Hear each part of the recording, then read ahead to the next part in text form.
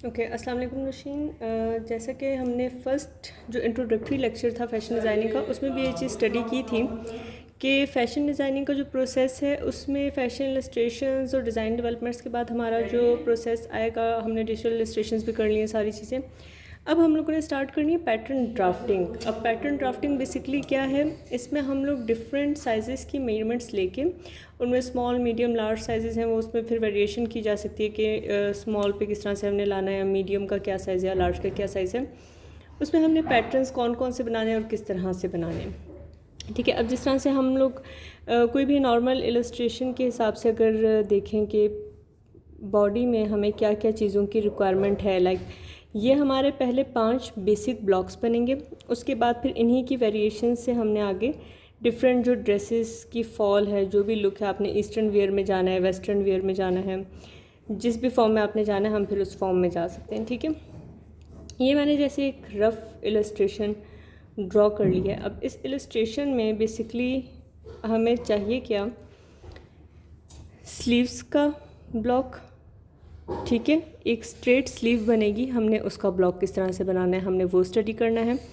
Secondly हमें चाहिए shirt का ब्लॉक। अब शर्ट में 2 इसमें लेंथ्स हैं, एक आ रही है हमारी वेस्ट तक, जो वेस्ट तक होगा नेकलाइन से लेके यहाँ बिल्कुल जहाँ पे नेक हमारी एंड हो रही है। ठीक है, इस पॉइंट से लेके जो वेस्ट तक वाली हमारी पैटर्न बनेगा वो होगा बॉडीज़, BODICE, बॉडीज़ ब्लॉक कहलाएगा। ठीक है, ये सारे ब्लॉक्स हैं और इन्हें ब्लॉक इसलिए कहते हैं कि बेसिकली इन्हीं से आगे हम लोगों ने डिफरेंट वेरिएशंस निकालनी है। जो आगे हमारे पैटर्न्स होंगे वो होंगे वेरिएशंस इसकी। बेसिक हमने यही जो ब्लॉक्स अभी हम बनाना स्टार्ट करेंगे, इन्हीं से हमने आगे क्या करना है कि यही दोबारा से ट्रेस किया जाएगा, इसी से एक और वेरिएशन क्रिएट कर ली जाएगी और वो आप किसी भी ड्रेस फॉर्म में ले जा सकते हो। लाइक हमें ये मेजरमेंट्स दोबारा बार बार नहीं लेनी, आप एक स्मॉल, मीडियम और एक लार्ज साइज़ का बना के रख सकते हो। उसके बाद हमें क्या करना होता है, वही पैटर्न ट्रेस किया, उसमें कहाँ से चेंजिंग करनी है, फॉल कैसे लानी है, नेक लाइन को कहाँ से रीशेपिंग करना है, वो सारी चीज़ें करके उसके बाद जो है वो हम पैटर्न से स्टिचिंग की तरफ ले आते हैं। लाइक फैब्रिक के ऊपर वो चीज़ दोबारा से जो है ट्रेस होके, कट होके, फिर उसके बाद वो मशीन स्टिचिंग में चली जाती है। अब जो वेस्ट के बाद हमारा जो हिप लाइन तक है, that is called torso block. ठीक है, ये जो टी शर्ट लेंथ होती है, this is basically T shirt length shirt. ठीक है, अब इसके बाद एक और थर्ड ब्लॉक आ रहा है हमारा वेस्ट से लेके, that can be of any length, हम मिड थाई लेंथ रख सकते हैं, हम उसे नी लेंथ रख सकते हैं, हम उसे टोर्सो लेंथ तक इवन एंड कर सकते हैं। That is called skirt block. Usually waist से लेके मिड थाई लेंथ तक होता है। सो ये आ गया हमारा स्कर्ट ब्लॉक। ठीक है, अब इसके बाद हमारा वेस्ट से एंकल पॉइंट तक, ठीक है, बिल्कुल जो स्ट्रेट ट्राउज़र होता है, जो नॉर्मल लूज़ ट्राउज़र होता है, लेकिन हम लोग तो ट्राउज़र थोड़ा सा नीचे से बांधते हैं ना, ये वो ट्राउज़र्स हैं जो हम वेस्ट से बनाना शुरू करेंगे, वेस्ट लेंथ से आएंगे। इनमें हमारे जिस तरह से आजकल मार्केट में भी रेडीमेड ट्राउज़र्स में यहाँ पे डार्ट्स हैं, साइड पे जिपर्स हैं, उस वाली ही फॉर्म में ये बनेगा। ठीक है, तो एक हमारा आ जाएगा ये ट्राउज़र ब्लॉक। अब इन ब्लॉक्स में से हमने सबसे पहले स्टार्ट करना है स्कर्ट ब्लॉक। ठीक है, उसके बाद हम मूव कर लेंगे ट्राउज़र ब्लॉक के ऊपर, then we will move towards bodies and torso block. ये हम एक ही पैटर्न में से इन्हें डिवीजन करके, लाइक हम टॉर्सो ब्लॉक बना लेंगे, उसी को सेंटर वेस्ट पार्ट से ट्रेस करके बॉडीज़ ब्लॉक निकल आएगा और दूसरा जो बचेगा वो टॉर्सो ब्लॉक होगा। और उसके अलावा हमें एक स्लीव ब्लॉक बनाना है। ठीक है, हम पहले ये ब्लॉक्स कंस्ट्रक्ट करेंगे, उसके बाद जो है हम इनकी वेरिएशंस की तरफ स्टेप बाय स्टेप आएंगे कि बेसिकली होता क्या है।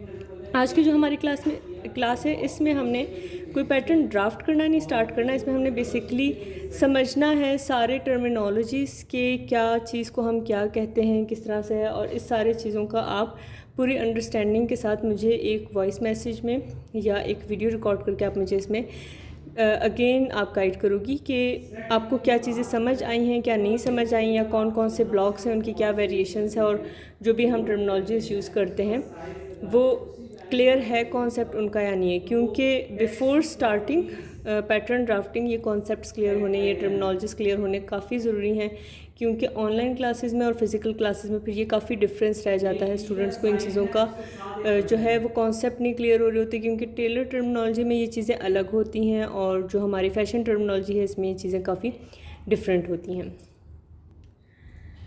अब एक तो ये चीज़ हो गई हमारे पास। सेकेंडली जो हमारे पास एक मेन सेगमेंट आता है डिज़ाइन, ठीक है, द वर्ड डिज़ाइन, DESIGN, जिसके ऊपर अभी हमने काफ़ी वर्किंग की है। आपने हिस्ट्री ऑफ फैशन भी स्टडी किया, आपने उसमें देखा कि डिफरेंट स्लीव्स के क्या नाम है, क्या ट्रेंड्स चलते रहे, किस तरह की चीज़ें। अब वो चीज़ें आई, वो कॉन्सेप्ट आए, लेकिन वो कहाँ से आए, वो उस तरह से क्यों लगे कि हमें वो इतना अट्रैक्ट किए या वो इतना ट्रेंडिंग में चलते रहे, या अगर कोई नॉर्मल कोई बंदा उठ के स्टिचिंग कर लेता है या बना देता है तो उसकी वो वाली लुक क्यों नहीं आती, या उसमें क्या ड्रॉबैक्स होते हैं, क्या उसमें ऐसी कमी रह जाती है कि वो चीज़ उतनी मार्केट लेवल के हिसाब से उठ नहीं सकती, ठीक है।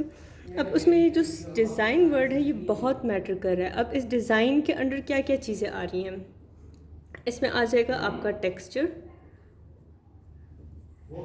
ठीक है, टेक्सचर, आपका जो पैटर्न है ड्रेस का वो किस तरह के हैं, आपके मोटिव्स कैसे हैं, उसमें जो आपके ड्रेस की फॉल है, लाइक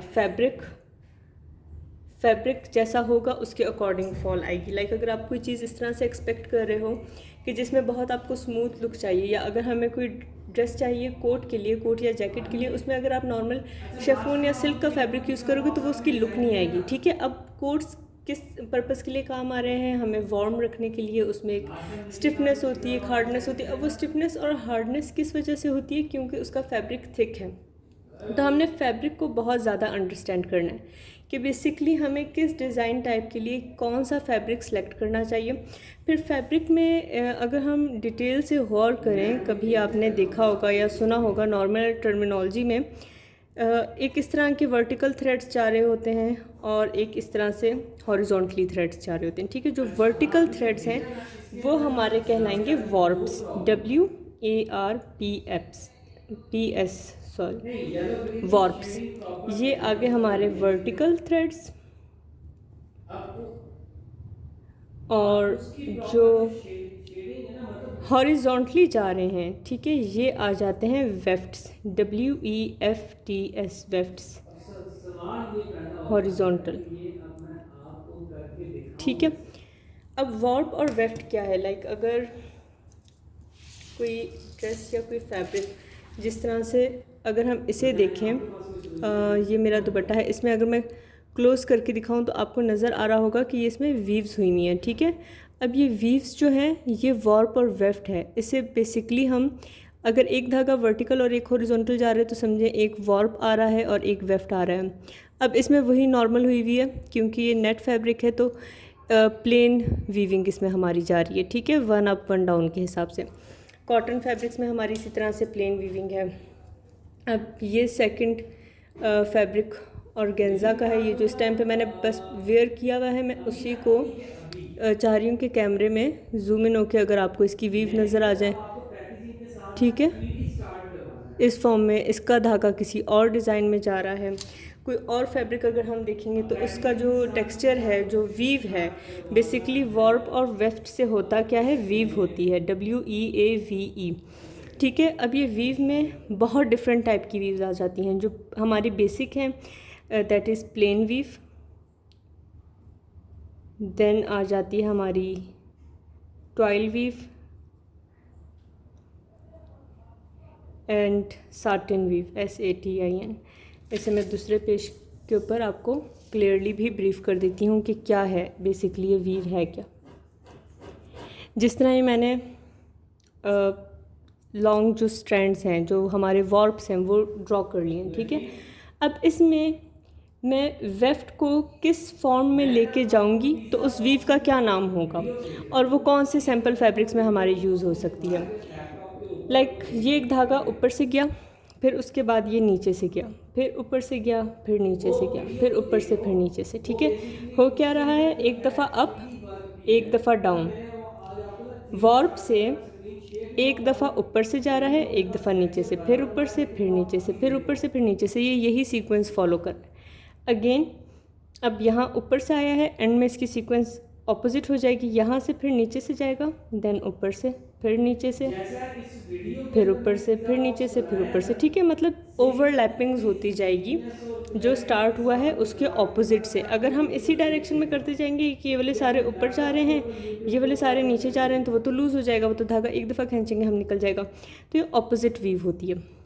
लाइक एक दफ़ा ऊपर वाली लाइन में ऊपर से गया है तो दूसरी दफ़ा उसने नीचे से जाना है, फिर थर्ड लाइन में अगेन अप, फिर उसके बाद वाले में अगेन डाउन, और वही सीक्वेंस उसी के हिसाब से 1 अप 1 डाउन के हिसाब से आगे फॉलो होती जाएगी।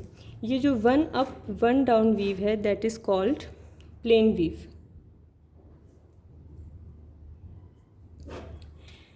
ठीक है, PLAIN प्लेन। उसके बाद जो है सेकंड जो हमारी वीव टाइप है दैट इज़ ट्वाइल वीव, TWILL ट्वाइल। अब इसमें से पहले हमने 1 अप 1 डाउन किया, देन हम 2 up 1 down, 2 ups 1 down, then 2 ups 1 down. ठीक है, इस फॉर्म में चलते जाएंगे। इसमें मैं साथ लिख भी देती हूँ, इस फॉर्म में नहीं समझ आएगा सही से, लेकिन जब हम इंटरनेट रेफरेंसेस देखेंगे तो उससे आपको ज़्यादा अच्छा आइडिया हो जाएगा। 2 अप 2 डाउन भी हो सकता है 12 वीव में, और 2 अप 1 डाउन भी हो सकता है। कुछ लोग 2 अप 2 डाउन को बास्केट वीव में काउंट करते हैं, जिस तरह से बास्केट्स बनी हुई होती हैं ना, पहले ज़माने में भी वो क्या होता था, कुछ वुडन टाइप टेक्सचर, उसमें बास्केट बनी हुई होती थी, तो वो अभी भी वैसे मिलती हैं वो बास्केट्स, लेकिन अभी उतना ज़्यादा कोई हैंड वर्क में, हैंडीक्राफ्ट्स में आता नहीं है, बट बास्केट्स अभी भी होती हैं। तो बास्केट जो है हमारा, basket weave is 2 up 2 down and 12 weave is 2 up 1 down. ठीक है, देन आ जाता है हमारा, ज़्यादा सारी लाइंस लगा लेते हैं हम। ठीक है, अब इसमें हमने जाना है ऑड नंबर्स में। लाइक मैं जा सकती हूँ 7 up 1 2 3 4 5 6 7, 7 up 1 down, then again 7 up 1 down, फिर उसके बाद जहाँ पे एंड हो रहा है, लेट्स सपोज मेरा फैब्रिक ही इतना है कि वो 7 अप में नहीं आ रहा, वो लास्ट वाला 5 अप्स हो गए। ठीक है, उसके बाद के जो 2 अप्स रहते हैं ना, वो मैं यहाँ से स्टार्ट कर लूँगी। 5 के बाद 6 7 अप्स, देन 1 डाउन, फिर उसके बाद 7 अप्स 1 डाउन, 7 अप्स 1 डाउन, वो उस तरह करके इसमें एक ऐसा स्टेयर्स टाइप वाला लुक बनना स्टार्ट हो जाता है। ठीक है, अब इनकी एग्जांपल्स जो हैं वो मैं आपको लिंक्स भी फॉरवर्ड करूँगी कि उन लिंक से आपको समझ आ जाए कॉटन में कौन सी वीव हो रही है। अब ये जिस तरह से हमारी साटिन वीव है, ये वाली 7 अप्स 1 डाउन वाली, ठीक है, 1 डाउन, ये आती है हमारी साटिन वीव। अब साटिन सिल्क का नाम तो सुना होगा आपने, ठीक है, ये उसमें वीव हुई होती है। सिल्क फैब्रिक्स में बेसिकली ये वीव है। अब सिल्क फैब्रिक्स की जो डिफरेंट टाइप्स हैं ना, जिसमें आपको बता रही हूँ, इसमें तो खैर हम 7 अप 7 डाउन कर रहे हैं, वो आगे से स्पेस नहीं बचा, इसलिए हमने 2 यहाँ पे मूव किए ना। इसी वीव में डिफरेंट ये जो थ्रेड्स हैं, वॉर्प्स हैं, उसकी काउंटिंग से हमारे सिल्क के टेक्सचर्स चेंज हो रहे होते हैं। कोई सिल्क मोटी हो रही है, कोई पतली हो रही है, फिर उसमें थ्रेड हम किस तरह का यूज़ कर रहे हैं, कॉटन सिल्क मिक्स थ्रेड है या किस तरह से है, तो उसकी वजह से हमारा जो टेक्सचर है फैब्रिक का वो चेंज होता जाता है। शेफून में फिर और टाइप की आपको वीव नज़र आएगी, नेट में और है, डेनिम जो है उसमें और है, डेनिम में बेसिकली ये 12 वीव यूज़ होती है। ठीक है, तो इस तरह से है कि हमारी वीव्स किस तरह से हैं फैब्रिक की। सबसे पहले अब ये वीव पे कैसे डिपेंड कर रहा है, ये जो है 1 अप 1 डाउन, यह आपको मिलेगा ज़्यादातर उन फैब्रिक्स में जो ईज़िली टेयर हो जाते हैं। आप ये समझ सकते हैं जो थिन फैब्रिक्स हैं, ठीक है, नेट में हो जाएगा, कॉटन में हो जाएगा, आपके कुछ शेफोन वगैरह की भी कुछ इस तरह की वेरिएशंस हैं जिसमें 1 अप 1 डाउन आ रहा है। इस तरह के जो प्लेन फैब्रिक्स हैं, लॉन हो जाएगा, उसमें इस तरह की चीज़ें आ रही हैं। फिर 12 वीव, ये काफ़ी स्ट्रॉन्ग वीव होती है, टाइट रखती है फैब्रिक को, उसमें आ जाती है। साटिन वीव की कुछ और एग्जांपल्स है। अब इस वीव फॉर्म के हिसाब से हमने देखना है कि हमारे फैब्रिक की फॉल्स क्या बन रही हैं। फिर सेकंड चीज़ आ जाती है कि ड्रेसेस के ऊपर पैटर्न्स। अब पैटर्न में ये है कि हमारा ड्रेस का डिज़ाइन कैसा है, क्या उसमें कोई जो मोटिव है वो इस फॉर्म में जा रहा है, या वो हॉरिजॉन्टली जा रहा है, या वो डायगनल जा रहा है, या वो कोई ऐसी चेक्स की फॉर्म है। आखिर ड्रेस का पैटर्न क्या है, उस पैटर्न के अकॉर्डिंग हमने अपने ड्रेस को रखना है। अब हम किसी फ्लोरल ड्रेस में से हम कोई बॉयज़ की जैकेट्स वगैरह नहीं निकाल सकते, ठीक है। हम किसी चेक्स वाले फैब्रिक्स में से कोई इस तरह की इनर टीज़ वगैरह नहीं निकाल सकते, ख़ासतौर पे अगर उसका डिज़ाइन एक तो चेंज है, उसके हिसाब से फिर उसका फैब्रिक भी चेंज है। तो हमने वो चीज़ें अपने माइंड में रख के उसके अकॉर्डिंग फिर डिसाइड करना है कि हमारा जो डिज़ाइन है उसमें कौन सा फैब्रिक कहाँ पे यूज़ होना चाहिए। अगर उसमें जो पैटर्न है वो वर्टिकल जा रहा है तो क्या हमारे पैटर्न में वो स्टिच होने के बाद वो लाइंस वर्टिकल ही रहेंगी, कहीं ऐसा तो नहीं होगा कि कोई लाइन हमारा जो मोटिव है वो टेढ़ा हो जाए या हमारे फैब्रिक की उस तरह की फॉल ना बने। क्योंकि वार्प और वेफ्ट जो हमने पढ़े हैं स्टार्ट में, इसके बेस पे हमारा काफ़ी जो है फैब्रिक की मूवमेंट चेंज हो जाती है। ठीक है, अब वार्प जो है ये हमारे जो वर्टिकल थ्रेड्स हैं ये रहते हैं टाइट, ये हम हमेशा यूज़ करेंगे लेंथ वाइज फैब्रिक में, जो कपड़े की लंबाइयाँ होती हैं वहाँ पे हम यूज़ करेंगे। जबकि जो वेफ्ट्स वाला पार्ट है ये आता है कपड़े के स्ट्रेच में। कोई भी आप नॉर्मल कॉटन फैब्रिक वगैरह कोई भी फैब्रिक देखेंगी तो उसमें जो हॉरिजॉन्टल उसकी वो है वीव, उसमें थोड़ी सी लचक होगी और जो वर्टिकल जाना होगा लेंथ वाइज वो टाइट होगा। जब हम फैब्रिक को खींच के देखेंगे, लाइक अगर ये फैब्रिक है मेरे पास एक, इसमें तो ऑलमोस्ट इक्वल आनी है लेकिन ये लेंथ वाइज है, ठीक है, इसमें स्ट्रेच नहीं है। और अगर मैं इसे यूँ देखूँ तो इसमें स्ट्रेच है, इवन इस फैब्रिक में भी हमें स्ट्रेच शो हो रहा है। दूसरा, जब हम फैब्रिक परचेज़ करते हैं तो उसके कॉर्नर पे एक थिक सा बॉर्डर बना हुआ होता है। ठीक है, कोई भी हम नॉर्मल जब अनस्टिच्ड फैब्रिक लेते हैं तो उसके जो एंड पे कॉर्नर होता है वो कहलाता है सेल्वेज। यहाँ पे बिल्कुल एंड से वहाँ होता क्या है, फैब्रिक के जो ये वीव्स हैं इन्हें लॉक किया हुआ होता है, ये टाइट हुए हुए होते हैं ताकि धागा जो है वो निकलता ना रहे, लूज़ ना रहे। जबकि जो लेंथ वाइज फैब्रिक है वहाँ पे रफ एंड्स हैं, क्योंकि किसी ने कितना भी काटना है वो काटता जाए।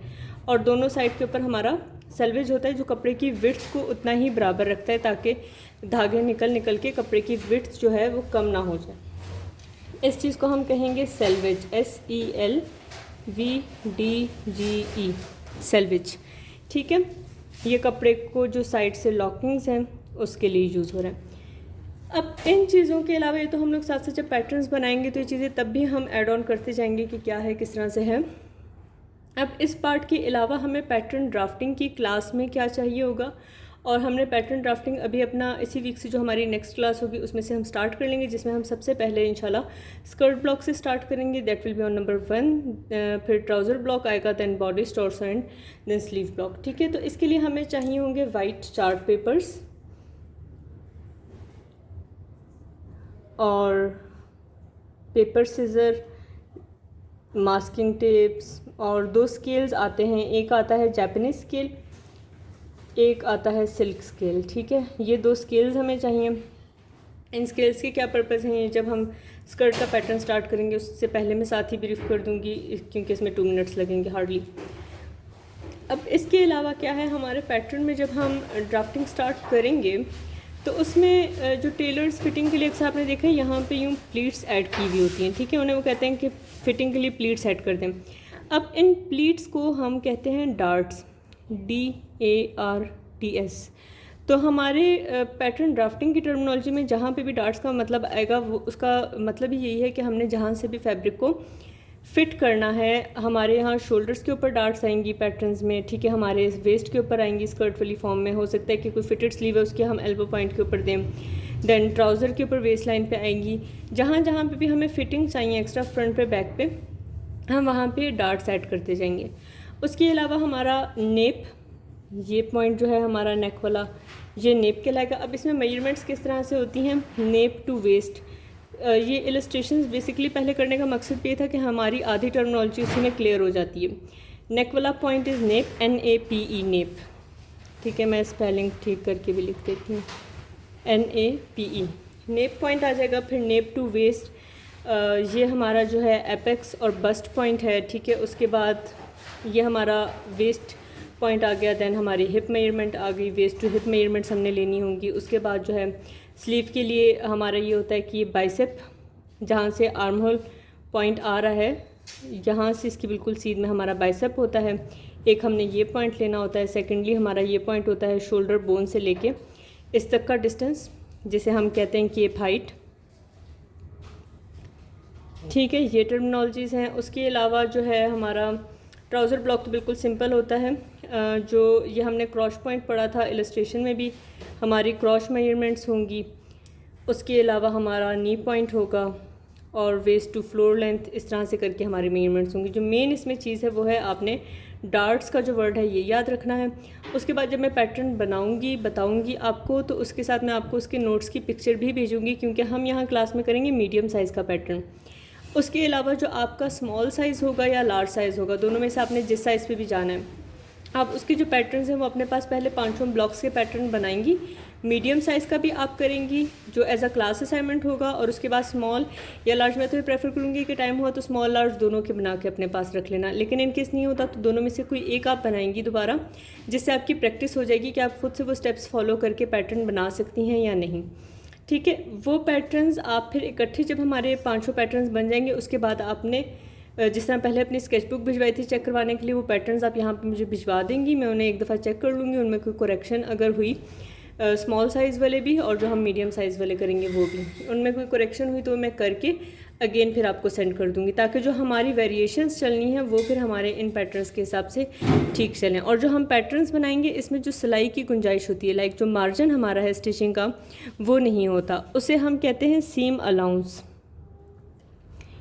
SEAM सीम, सीम मतलब सिलाई, और ALLOWANCE मार्जिन जो है इसका। ठीक है, सिलाई का मार्जिन कितना रखना है। जो हम पैटर्न बनाएंगे उसके बाद हम ये एक्स्ट्रा मार्जिन रखते हैं कि हमें साइड्स पे कितना चाहिए, हमें टॉप पे कितना चाहिए, हमें बॉटम पे कितना चाहिए, और साइड्स वगैरह पे तो हम मशीन स्टिचिंग करेंगे। जो बॉटम पार्ट है वहाँ पे हम हैंड से हेमिंग करेंगे, जिसे तरपाई कहते हैं। ठीक है, जिप्स किस तरह से लगानी है, बटन्स या हुक्स किस तरह से लगाने हैं, वो सारी चीज़ें हमने स्टेप बाय स्टेप इसी क्लासेस में आगे चलनी है। बाकी जो मटेरियल है उसका मैं अभी आपको जो है वो पिक्चर्स के साथ भेज देती हूँ। ये आपको ईज़िली F10 से भी मिल जाएगा, G9 से भी मिल जाएगा।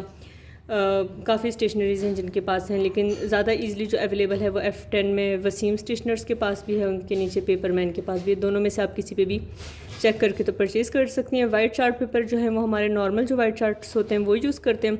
क्लच पेंसिल यूज़ होगी, और जो पेपर टेप है, मास्किंग टेप या ग्लू, ताकि कोई पैटर्न अगर हमारा लंबाई में ज़्यादा होता हम उसे आपस में टेप कर सकें। ठीक है, पेपर टेप और ग्लू ये चीज़ें चाहिए होंगी। मतलब बहुत कम सामान में हमारे काफ़ी पैटर्न्स बन जाएंगे। और चार्ट पेपर्स भी जो हैं वो बेशक इकट्ठे ही 10-15 ले लीजिएगा, उसी के ऊपर फिर हम लोग पैटर्न्स जो हैं वो बनाते रहेंगे। बाकी इस वाले सेगमेंट में अगर आपको कोई चीज़ ना समझ आई तो आप मुझसे पूछ लेना, उसके बाद जो है हम फिर नेक्स्ट क्लास से पैटर्न ड्राफ्टिंग स्टार्ट कर लेंगे। थैंक यू, अल्लाह हाफिज़।